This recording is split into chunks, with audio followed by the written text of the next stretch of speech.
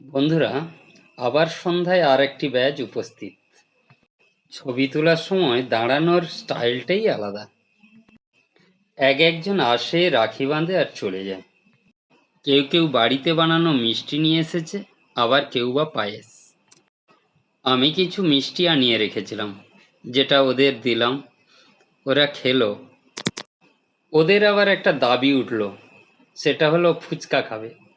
কিন্তু এই সময়ে ওয়েদার ভালো নয়, ফুচকা দোকানি কেউ পাওয়া যাচ্ছে না, তাই আজকের দিনে ওটা বাতিল করা হলো।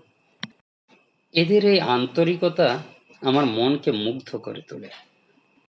সঙ্গে নিয়ে এসেছে বিভিন্ন ধরনের রাখি, রজনীগন্ধা থেকে আরম্ভ করে গোলাপ এবং আরও নানান রকমের রাখি।